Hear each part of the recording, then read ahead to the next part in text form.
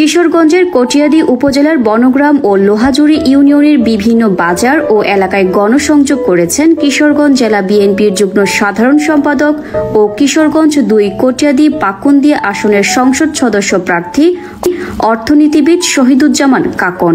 কটিয়াদী কিশোরগঞ্জ প্রতিনিধি মোক জজ মিয়া জানান, এ সময় উপস্থিত ছিলেন কটিয়াদী উপজেলা স্বেচ্ছাসেবক দলের সদস্য সচিব শহীদুল ইসলাম সেলিম, ঢাকা স্কলার্স বিশ্ববিদ্যালয় শাখা ছাত্র দলের সভাপতি জুয়েল রানা, মুমুরদিয়া ইউনিয়ন স্বেচ্ছাসেবক দলের আহ্বায়ক খাইকুল ইসলাম লিটন, আচমিতা ইউনিয়ন যুগ দলের সাবেক সাধারণ সম্পাদক বুলবুল আহমেদ সহ আরও অনেকেই।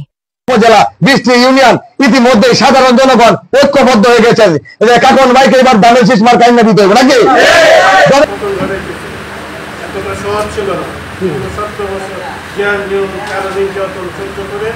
আজকের এই ফসল আমরা ঘরে তুলতে পারি।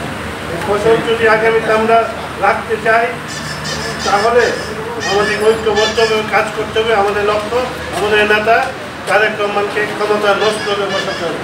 সেই জন্য আমাদেরকে সবাইকে কাঁধে কাঁধ মিলিয়ে কাজ করতে হবে। ইনশাল্লাহ আপনারা জানেন যে আমার বাপদাদা সবাই এমপি ছিলেন, আমি আপনাদের সন্তান, আগে ইলেকশন করেছি, গত জাতীয় সংসদ নির্বাচনে দল নমিনেশন দিয়েছি। ইনশাল্লাহ আগামী তো আপনাদের সকলের দোয়া থাকলে ইনশাল্লাহ